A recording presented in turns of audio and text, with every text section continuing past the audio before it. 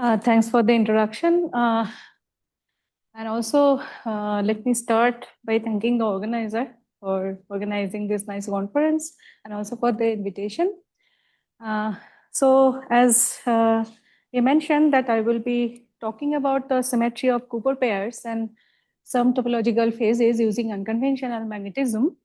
So this is already very well known and have been discussing continuously throughout the conference that is basically the symmetry of the ordered states or the properties of the ordered states is defined by the symmetry of the system. So for the superconductor, actually, this is the first comes the symmetry of the Cooper pairs. So we'll start talking about basically the classification of Cooper pairs symmetry. And then I will show that how to get some non-BCS Cooper pairs using unconventional magnetism, and then how to get the some topological superconducting phase using those unconventional magnetism. So in the first part, as I said, first I will be defining this, I will be talking about this classification. The simplest case is the spin half single band case. Then I will extend it to the multi-orbital case, and of course if we have some spin orbit coupling there, how to classify those Cooper pairs that I will be talking about. And then main target is to show how to generate exotic Cooper pairs using unconventional magnetism. So the question is what we mean by unconventional magnetism and why we are interested in that, and of course how to generate those unconventional exotic Cooper pair symmetries. And finally, talking about the topological phases in superconducting junctions and using two different kinds of unconventional magnets. Okay, so Cooper pair symmetry in BCS, we all know that is basically based on the up-down symmetry, and we have two electrons up and down, and the momentum is plus k and minus k. It's basically the average momentum is 0. But this symmetry actually can be defined, or is actually comes from the antisymmetry property of the fermions. So antisymmetry under the exchange of all the quantum numbers between two constituent electrons. And this, we know that BCS is based on S-wave spin singlet Cooper pairs. And how do it? Let us just have a review. Let us have a look at the simplest case of spin half. There's the BCS case. And of course, we will go to the non-BCS after that. How do we get the symmetry from symmetry here? So I have two electrons for the Cooper pair. So spin half. And then I know that the total spin will be limited by mod S1 minus S2 to S1 plus S2. The Cooper pair state will be, that is actually S and MS. So if the total spin is 0, so MS is definitely, there's only one option we have 0, that is the 0, 0, and that is the well-known singlet state. For S1, we can have 3 possible M values because MS runs from minus S to plus S, and then we can have either 2 equal spin triplets, is up, up, or down, down, or we will have mixed spin triplet. Now, let me define an operator which we call the spin exchange operator. Start. Yeah. Spin exchange operator. And if I have this pair correlation function, which is F, and I have some quantum numbers that I have assigned here, alpha and beta, it can be spins and also some other quantum numbers as well. And R1, R2 are the spatial coordinates of the two electrons. And then spin this spin exchange operator, once I act on this F, this alpha beta will be exchanged because I have assumed that this alpha and beta, they are the spin quantum number. And after this operation, actually we can have either the even or odd function. So that's why we can get the singlet state or triplet states. We call it odd or even. Similarly, we can do the same thing for the parity. We have to define a parity operator here, and that will exchange this R1 and R2 of the two electrons. So just only R1 and R2, where the spins will remain the same. Exactly in a similar way, I can get either the plus F or minus F. So we'll call it the even function or odd function. So that will give me the parity like S-wave or P-wave kind of things. And also, of course, the others.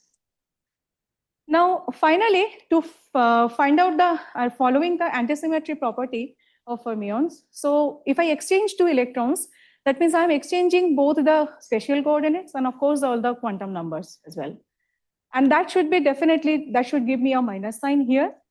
So that means I am operating both S and P here on this F, and then at the end of the day, I can get maximum a minus sign, and that is fixed. So that is the Fermi-Dirac statistics. So the question will be, what happens in the multi-orbital system? In multi-orbital system, in a similar way, I can define an operator O, and that can act on F, and that will interchange the two indices for the orbitals. Let's A and B are the two orbital indices. Then finally, I have to combine all of them. If I look at the pair correlation function, the definition of pair correlation function is basically we have also the time coordinates, which we never considered in BCS. And when I am exchanging two electrons, basically I'm exchanging both the time coordinates as well. And there is always a retardation effect in the formation, in the case of Cooper pair formation. So these are some well-knowns that I have mentioned here, some spin singlet, even parity, and spin triplet dot parity Cooper pairs. Yeah, so as I said that for the orbital one, I will be defining again the orbital exchange operator, and for the time, we can also define this time exchange operator that will exchange the T1 and T2. And exactly similar to the others, it can be either odd or even. Now I have these all individual possibilities, even and odd. And finally, then once I exchange the two electrons for different times, and then I will get I have to maintain this antisymmetry property of fermions. And following that, we can get this classification, that is spot classification. So the combined operation of S, P, O, and T will always give me this minus sign. So how it works, let us have a look at it. Spin singlet, spin, as I mentioned, the two spin singlet and triplet, and parity even and odd. And then once I include that orbital and time, I can have the other two possibilities. Then since the total should be always negative, so I have some constraints. Following that, these are the four possibilities that we can have. Now, four possibilities we can have for the even in time, and exactly similar way, I can also have the whole setup for odd in time. So on total, we can have maximum 8 possible symmetries. But I want to mark some of them here because in the later part of this discussions, I will be showing that how to get some of them, some of the non-BCS Cooper pairs. So this we call SA. The S means singlet, and the even in parity and odd in, even in time. We'll have some single orbital case. So I will forget about this one. So this is the traditional BCS Cooper pairs, and I can have also, I will be showing that how to generate this ETO, OSO, and OTE. So how to read that? This S means always singlet, P means always triplet. And the first letter that denotes the parity, and the last letter denotes the, the first letter denotes the time, and the last letter denotes the parity. Okay. Now, want to make a note here. If we have some strong spin-orbit coupling in the system, and we know that spin and orbital quantum numbers, they are not good quantum numbers at all. And then the pre-existing classification for spin half spot, that does not exist. So we need a new classification, which we call this JPT equals to -1. We can get actually some new exotic Cooper pair symmetries using this classification. Today, although my focus is just only the spin half systems, but I will be just quickly mentioning very few things or very few points about this string spin orbit couple system. So in spin orbit couple system, suppose I have a L quantum number for each electron, that is 1, that is the, and then S is it is fermions, so of course it is half. So I can have the total quantum number, that is 3/2. So for the Cooper pair formation, basically we have 2 electrons, and then now we are combining 2 spin 3/2. This is the pseudo spin 3/2 electrons. And then total the state that we will be writing as Jm. The J is the total angular momentum quantum number, and Mj is the secondary angular momentum quantum number. And we already know this restriction, and that we can find following the addition of angular momentum. Okay. So following this, we can have ifs like j equals to 0, and then I am adding 3 by 2 and 3 by 2. So I can have either 0, 1, 2, or 3. Once I have j0, the aim can be only 0. So that is the singlet state, very similar to what we can find in spin half. And for the triplet j equals to 1, I can have -1, 0, and 1 is exactly similar thing that we have seen in spin half case. For quintet states like j equals to 2, we can have now 5 different states like this, and for septets and j equals to 3, we have these several different states. So how to understand this JPT symmetry? So now we need to actually introduce an operator, that is J, that will interchange this M. M is the secondary angular momentum quantum number. So once J acts on this pair correlation function, it will interchange M1 and M2. So only M1 and M2, it will just interchange. And again, at the end of the day, it will be either odd or even function, odd or even under the exchange of these M numbers. So now I have angular momentum, parity, and time. So because earlier I had this SPOT, the spin and orbital, they are coupled now. So I have only the angular momentum in place of S and O. And also, of course, I have parity and time. So once JPT acts on F, I have to get the minus sign following the antisymmetry property of fermions. And we call it JPT equals to -1 classification. This is universal. So just giving us one single, idea here, how to understand the singlet here. In the spin half case, we know that this part was the spin half, singlet state for the spin half. So half minus and minus of half. Now we have actually, this is the whole state for spin 3 by 2. So 3 by 2 minus 3 by 2 minus 3 by 2, 3 by 2. And how to read this is simply something like this. So we have is a superposition of two Cooper pairs. So where each of them, so I have one state like defined by 3 half and minus 3 half, and another one is exactly similar to the spin half case, half and minus half. And in this way, following this one, we can also we can find out the triplet state, quintet state, and septet states.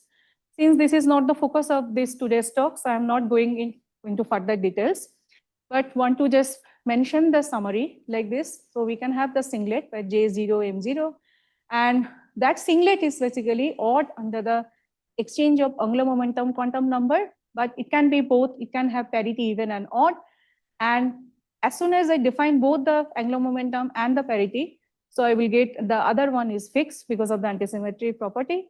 And then similarly, I can have the triplet one, both the odd parity and even parity, and quintet and septet for the even and odd parity. Okay, so the main question is, it possible to generate some non-BCS pairing using a BCS superconductors and at the same time unconventional magnetism? So the question will first come that what do I mean by unconventional magnetism? So let me start with the conventional one. So that is a ferromagnet that we know that, but we have basically the time reversal symmetry is not protected, but parity is protected here. And at the same time, we have two spin non-degenerate band, and that that's actually, we can write it in this form, that's E of sigma k is not equal to E of minus sigma k. For the, so there is a finite net magnetization, finite spin splitting in the band structure. For the antiferromagnetism, those two spin bands, basically they are degenerate. So, but the spin symmetry is something like this up, down, that we already know. And we have this band structure maintains this symmetry. There is no net magnetization in this system, and the bands are spin degenerate. There exists actually another magnetism, which is a D-wave magnetism, also call it alter magnetism. But there is, in addition to the spin up-down symmetry, we also have something related to this orbital. So how the orbitals are arranged in this lattice. And we get basically the interesting point is that the band structures are spin split.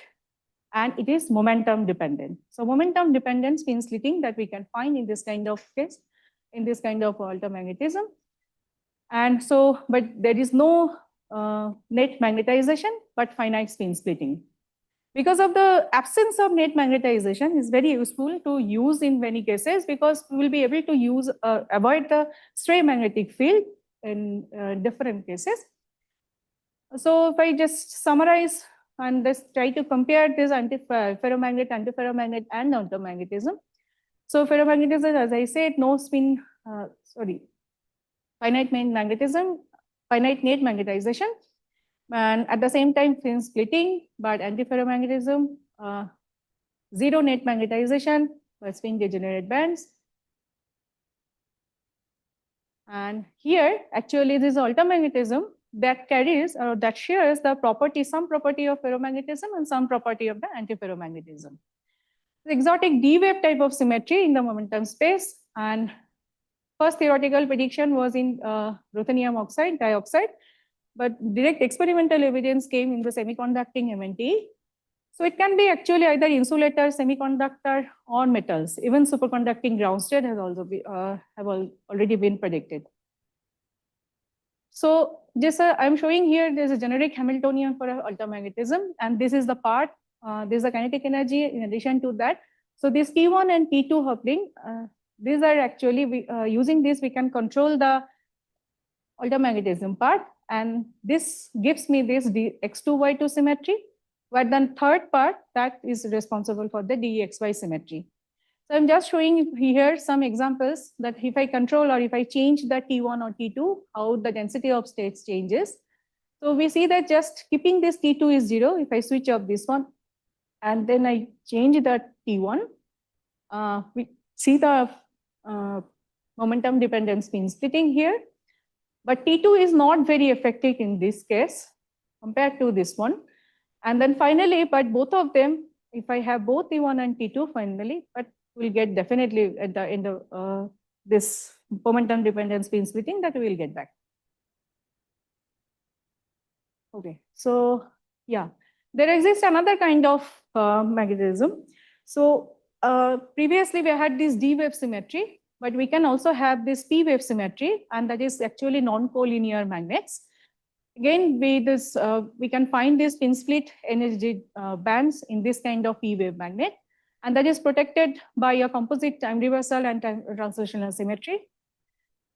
Proposed materials are something like this, and then effective Hamiltonian, this term, this alpha P, and then sinusoidal term, sinusoidal Kx, or depending on in which direction I'm taking, of course. And there's the SD exchange coupling between the localized spins and the itinerant electrons. So again, very similar to the altermagnet case, I have basically two parameters here, alpha P and JSD, but each one of them will give me the momentum dependent spin splitting. Yeah, so just trying to summarize these two different magnets here. So one is the altermagnet and P-wave magnet. We are getting this momentum dependent spin splitting in both these cases. Okay, so now let us come back to the question that we are interested in, how to generate this exotic Cooper pairs using these unconventional magnets. So what we do there, we use proximity-induced superconductivity. We place a D-wave altermagnet on top of a simple VSVS superconductor. And the pair amplitude that we can find here, after integrating out all the degrees of freedom of the superconductor, we can write the pair, okay, we can always write this pair amplitude in this form. But after integrating out this superconductivity, we will see that what happens in the next slide. But let me have a look at the definition of this one. So psi will be actually this is a spin singlet component, and d dot sigma. So you can have the three different components, dx, dy, and dz. So this dx and dy will give me the spin equal spin triplets, and then dz will give me the mixed spin triplets here. So we found this, it's all for this structure. There's a altermagnet placed on top of a superconductor. We found the singlet component something like this, where this momentum dependence that lies inside this either in the chi or HA. But chi is basically, chi is an even function, and similar HA, that is also an even function. And this is the BCS singlet that we can find that actually hosted by the parent superconductor. Now the triplets, if I look at the triplets, dx and dy both are 0. I have the only one triplet here, that is dz. And this HAM is again even function, this is even function. So the denominator and numerator both are even. So at the end of the day, basically this triplet is even parity. So if I plot it, so it looks like this in the momentum space. So can you check how much time do I have? No, I actually did not start it. I started it later. Okay, yeah, then I think. So yeah, so when we plot this dz, mod dz, in the kx-ky plane, we see that this is an even function. At the same time, we also check both the psi and d as a function of omega. As I introduced the time or equivalently the Masubara frequency previously. So these are both of this psi is even in omega. So that is the, as I said, that this is the typical BCS Cooper pairs hosted by the parent superconductor.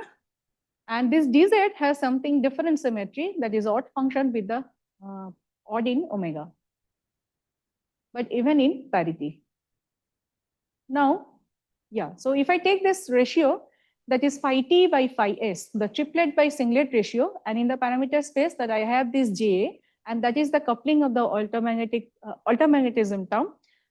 So now we see that we need actually a minimum threshold value of Ja. After that, we can have the certain values of phi t by phi s. That means the triplet will be dominating there.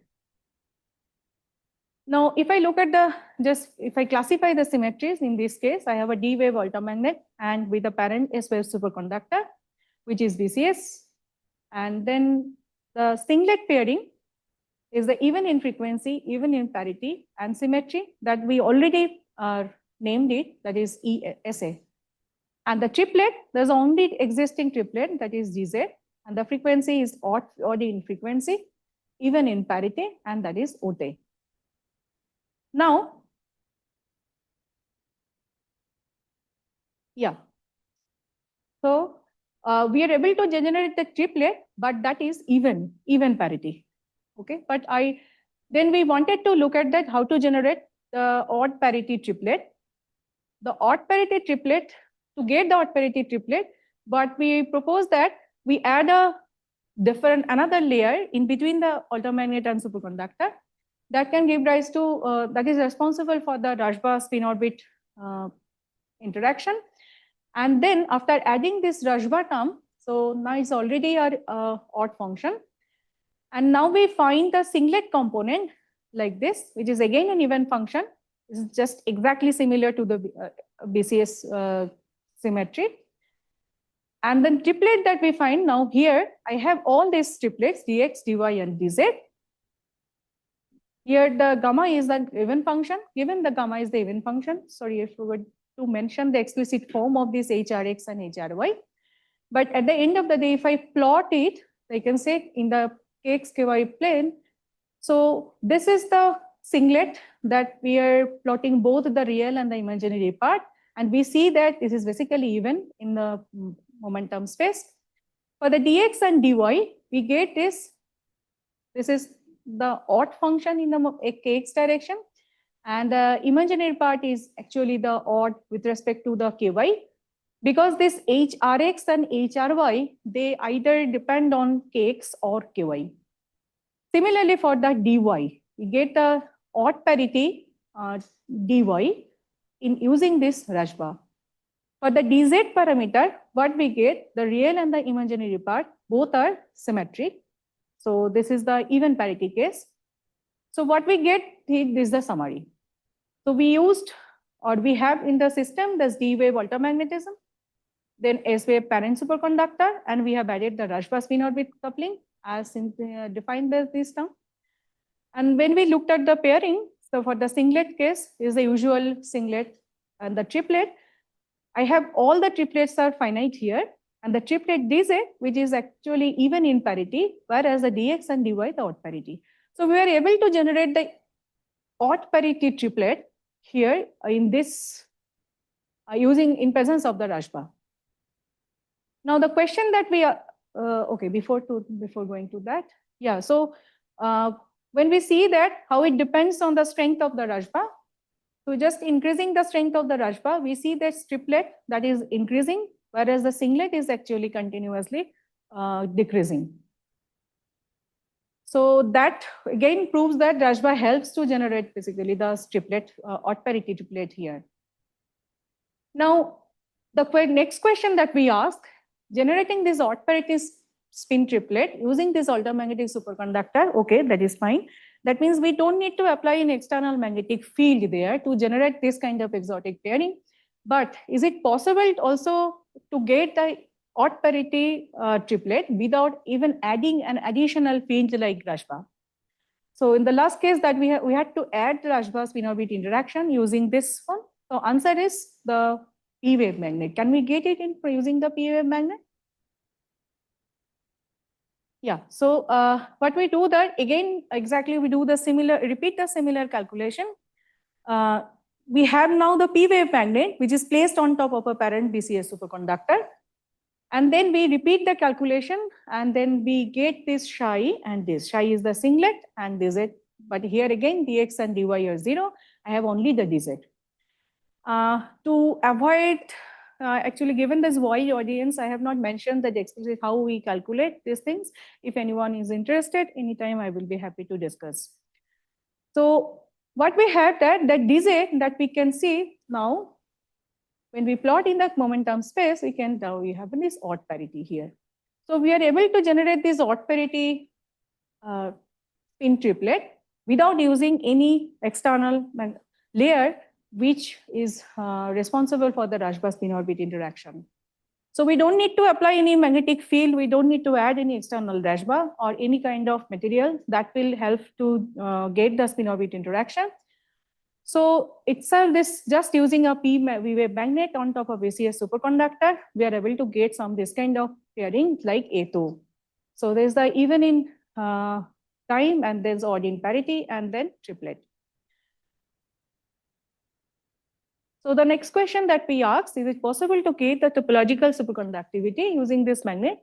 The hint is that we have already seen that we can generate the triplet, odd parity triplet using this unconventional magnetism.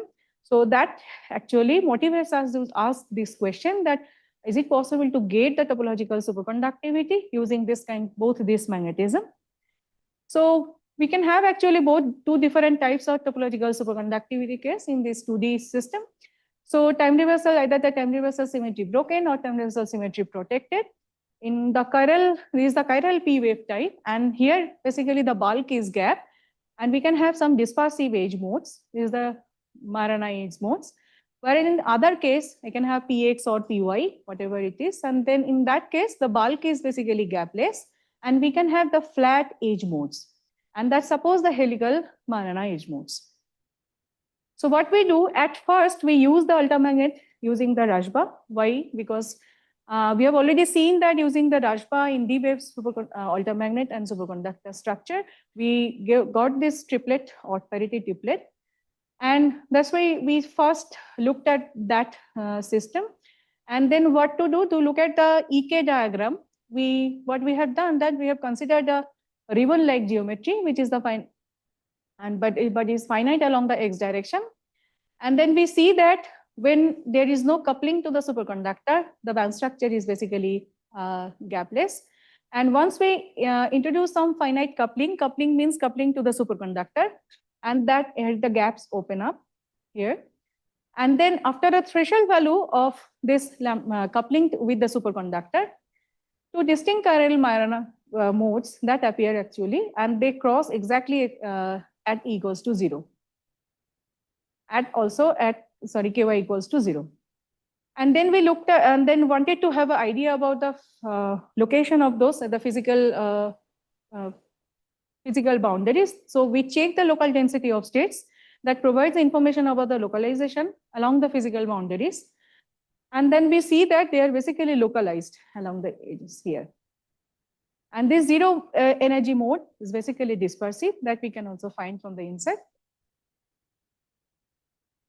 And then we check the winding number here, and then we find that there is actually, it starts immediately for j equals to 0. There is a 0 line, which is not visible here. But we need actually a minimum value of j. J is the altermagnetism term. And once we have this, we can get some phases depending on this lambda s. Lambda is the coupling to the superconductor, where the winding number is basically 1. And that we confirm again using the effective Hamiltonian. Effective Hamiltonian means we wrote some D-wave altermagnetic Hamiltonian and included the delta parameter directly there and diagonalized this. And using this diagonalization, we found that exactly the similar thing that we are also finding for using that model. So there's again a confirmation of those zero energy excitations confined to edges. And then finally, I will show that what we will get if we use the topological if we use a p-wave magnet. So for the p-wave magnet, we also found this topological phase. And then basically we have the bulk is gapless here. So we have actually found the other topological superconductivity here using this p-wave magnet. At the boundary, there is a zero energy flat modes. So that we can find from this figure. So I'm showing both the band structure at the same time the winding number here. So, and we can see that exactly for the, from the band structure, we get some flat modes here. And exactly at that location, we have this winding number, which is 2. And then we also calculated the local density of state, and we found this exactly situated along the boundary of the sample. And then finally, the E equals to 0 mode that we can see there's a flatness found there. So the pattern of flat edge modes without any external magnetic field and Rajba spin-orbit interaction. So the summary is that we have started by classifying the Cooper pair symmetry, and then I have identified this non-BCS Cooper pair symmetry using the unconventional magnets. And finally, the topological superconductivity using both the D-wave and P-wave magnet. The main advantage is that we don't need to apply an external magnetic field or any Rajba spin-orbit interaction to get these topological phases. Yeah, thanks. That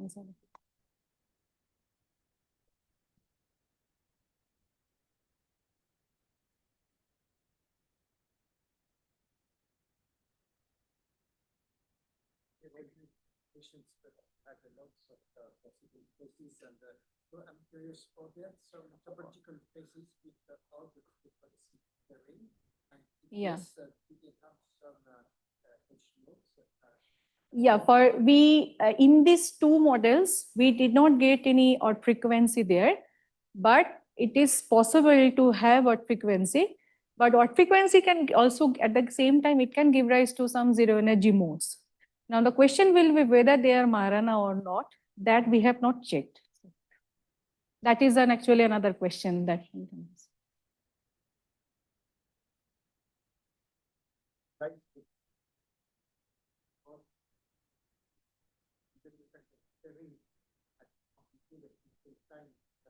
Yes.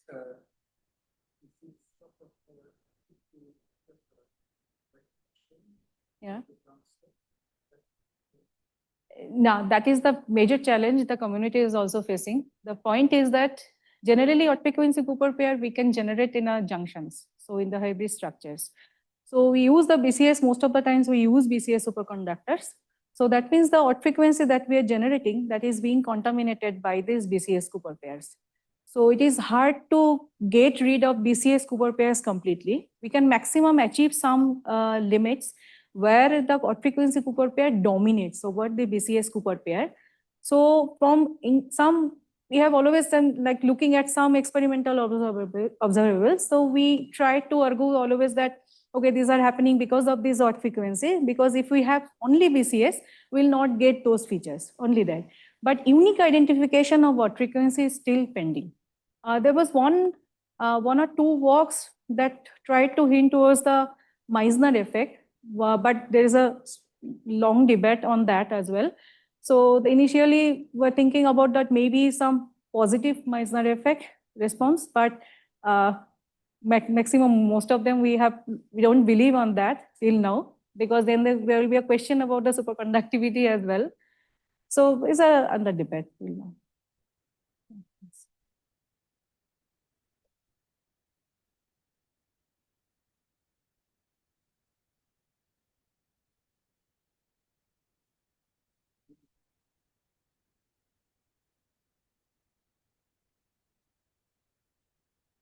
I actually couldn't listen to the first part.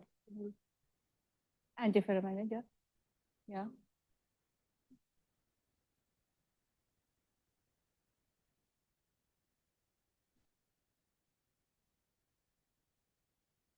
Oh, in this case, if I just, I'm trying to understand your question at first. So if I replace the D-wave ultramagnet by antiferromagnet. Yeah, just a simple antiferromagnet. So the momentum dependence splitting will not be there. We are not able to generate most of this like particularly even parity, sorry, not odd parity Cooper pairs there. Because our target was to generate the odd parity Cooper pairs. People have used sometimes ferromagnet, of course, ferromagnet we have used, but we can't avoid the free magnetic field there. And that was the motivation. We wanted to check the possibility of this kind of pairing in. Yeah, antiferromagnet, we have new one. Yeah. No, that we have not checked.